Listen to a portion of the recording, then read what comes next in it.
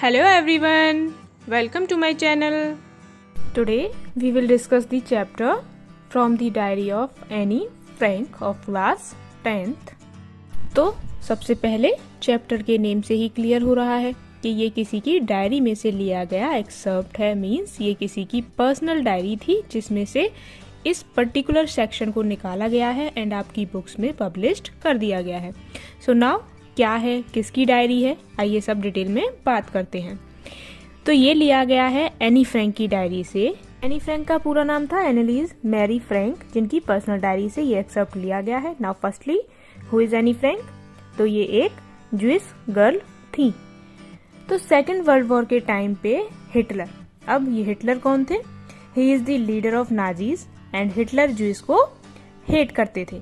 सो Jewish लोगों को वो कंसंट्रेशन कैंप्स में ले जाते थे, टॉर्चर करते थे. नाउ ये कंसंट्रेशन कैंप्स क्या होते हैं? लोगों को, कंसंट्रेशन कैंप को हिंदी में बोलते हैं नजरबंदी शिविर. तो लोगों को एक कमरे में बंद कर दिया जाता था और फिर एक जहरीली गैस छोड़ दी जाती थी जिससे लोग घुट घुट कर मर जाते थे. तो इन कंसंट्रेशन कैंप्स में लोगों को टॉर्चर करने के लिए ले जाया जाता था. बिकॉज ऑफ डेट जितने भी ज्यूइश लोग थे वो हिटलर से बहुत डरते थे एंड वो ऐसी जगहों पर छिपकर रहते थे जहां वो हिटलर की नजरों में ना आए. Now your chapter starts. The diary was given to Anne Frank for her 13th birthday and chronicles the events of her life from 12th June 1942 until its final entry of 1st August 1944. So उसी time की बात आगे हो रही है. Anne Frank की जो family थी वो नेदरलैंड में छिपकर रहती थी. वहाँ एक जगह है एम्स्टर्डम, वहाँ पर. एंड कहाँ से आए थे ये लोग? फ्रैंकफर्ट से. ये फ्रैंकफर्ट कहाँ है? जर्मनी में. एंड वहाँ पे जब एनी फ्रैंक का 13th बर्थडे था तब उसके फादर ने उसको एक डायरी गिफ्ट की. तो एनी फ्रैंक ने उस डायरी में अपनी डेली लाइफ के बारे में, अपनी फीलिंग्स के बारे में, अपनी एक्सपीरियंस के बारे में, सोसाइटी के बारे में, उस टाइम में क्या चल रहा है ये सब उसने उस बारे में अपने ओपिनियंस एक्सेट्रा सब लिखना स्टार्ट कर दिया था. तो हिटलर के अत्याचार तो चल ही रहे थे, तभी वर्ल्ड वॉर 2 आ जाता है.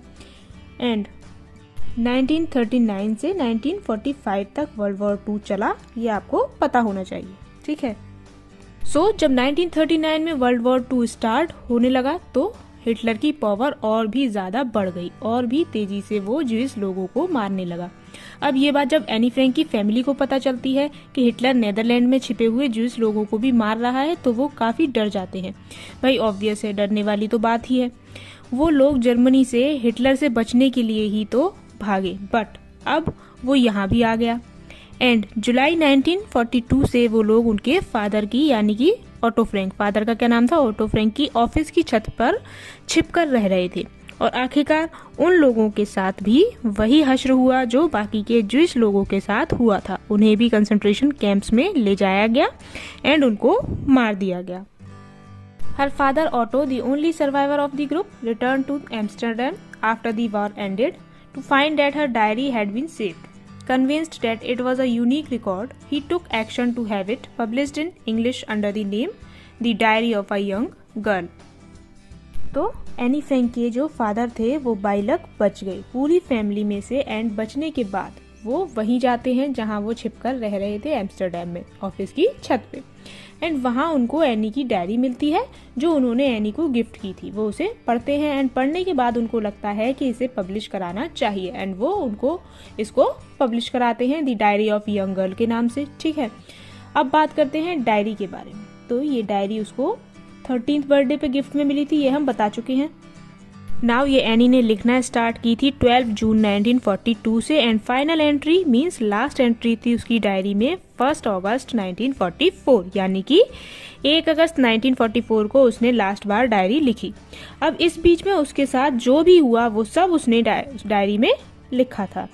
एंड एनी फ्रैंक ने इस डायरी को डच लैंग्वेज में लिखा था, बट आगे इसको ट्रांसलेट किया गया अदर लैंग्वेजेस में लाइक इंग्लिश, हिंदी एक्सेट्रा. इस पे मूवीज वगैरह भी बनी है. मतलब कि हिटलर का पूरा काला चिट्ठा जिसको बोलते हैं वो थी एनी फ्रैंक की डायरी, इसलिए इसको बहुत ज्यादा पढ़ा गया.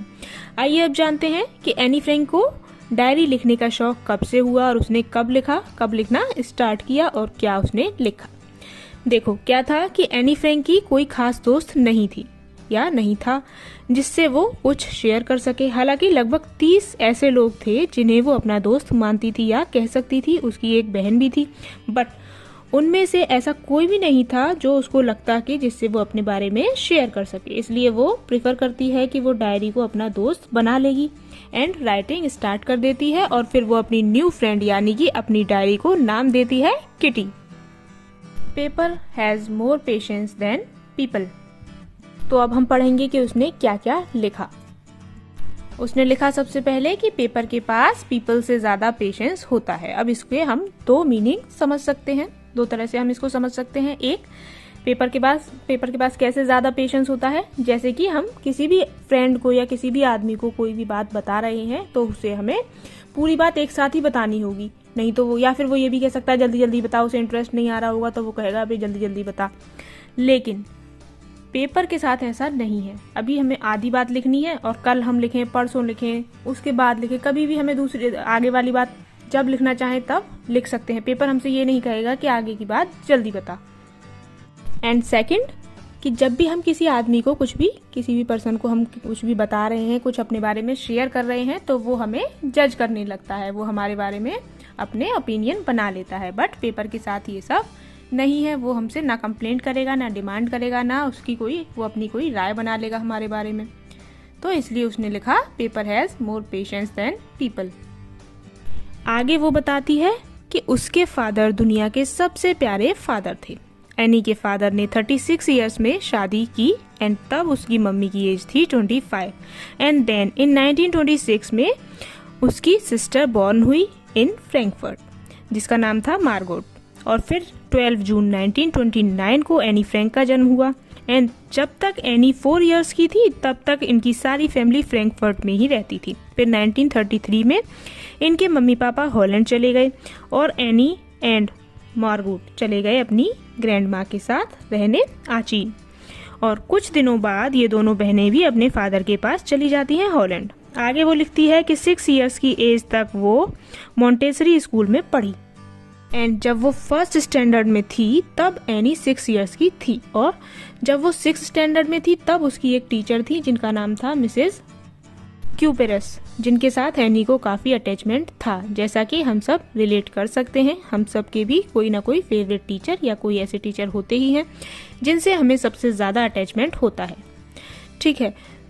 सो जब एनी स्कूल छोड़कर जा रही थी यानी कि फेयरवेल वाले दिन मिसेस क्यूपरस की आंखों में आंसू आ जाते हैं, वो इमोशनल हो जाती हैं, ऐसा उसने लिखा है।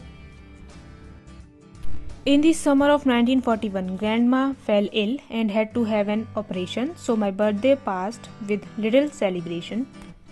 आगे वो लिखती है कि 1941 में उसकी दादी माँ की तबीयत बहुत ज़्यादा ख़राब हो गई एंड उनका ऑपरेशन भी हुआ, तो उस साल एनी का बर्थडे कुछ खास सेलिब्रेट नहीं हुआ। एंड 1942 में उसकी दादी माँ एक्सपायर हो जाती हैं, तो वो कहती है कि मेरा दादी से कैसा अटैचमेंट था ये कोई नहीं समझ सकता। वो काफ़ी प्यार करती थी दादी को एंड वो सैड थी। और उस साल जब एनी का बर्थडे आया तो उसका मन नहीं लग रहा था, वो दादी को मिस कर रही थी। और उस दिन वो अपनी दादी के लिए कैंडल जलाती है जो बाकी की कैंडल से बिल्कुल अलग चमक रही थी। सैटरडे 20 जून 1942, डियरेस्ट किटी।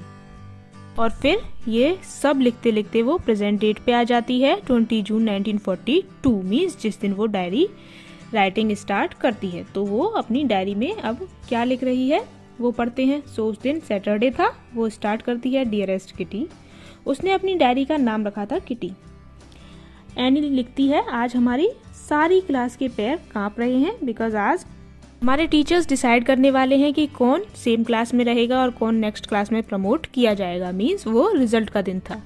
फिर वो लिखती है कि आधी क्लास ने तो बेट भी लगा रखी है कि कौन पास होगा और कौन फेल। आगे लिखती है कि मैं और मेरी दोस्त जीएन हमारे पीछे बैठे 2 लड़कों पे हंस रहे हैं। फिर बताती है कि सीएन और जैक्स ने अपने सेव किए हुए मनी से शर्त लगा ली है और सुबह से क्लास में बस यही डिस्कशन चल रहा है कि तू पास हो जाएगा भाई, तू भी पास हो जाएगा। फिर आगे एनी कहती है कि अगर मुझसे पूछा जाए कि किसे पास करना चाहिए और किसे नहीं, तो बहुत सारे गधे भरे हुए हैं हमारी क्लास में जो पास नहीं होने चाहिए। मीन्स वो क्लास के कुछ बॉयज को ताने मार रही है। फिर वो लिखती है कि किटी मेरी और मेरी फ्रेंड की तो टेंशन ही नहीं है, हम तो यूं ही पास हो जाएंगे, बट मुझे अपना थोड़ा डाउट है मैथ्स में कि कहीं मैं मैथ्स में फेल ना हो जाऊं। फिर वो कहती है कि चलो पेशेंस रखो, क्या कर सकते हैं, टीचर्स आएंगे तो सब पता चल ही जाएगा। आगे वो लिखती है कि उसके स्कूल में 9 टीचर्स थे, जिनमें से 7 मेल और 2 फीमेल टीचर थे, और उसकी सबसे अच्छे से बनती थी। बट मिस्टर कीजिंग जो उसको मैथ्स पढ़ाते थे, बस उनसे ही सबसे कम एनी की बनती थी, बिकॉज एनी क्लास में टॉकेटिव थी, तो ये उस पर गुस्सा हो जाते थे। तो वो बताती है कि मिस्टर कीजिंग के बार बार मना करने पर भी मैं अपने दोस्तों से बात कर रही थी, तो उन्होंने मुझे एक्स्ट्रा होमवर्क दे दिया। और क्या होमवर्क दे दिया? आ चैटर बॉक्स, कि तुम चैटर बॉक्स के बारे में लिखकर लाओगी। ये क्या होता है?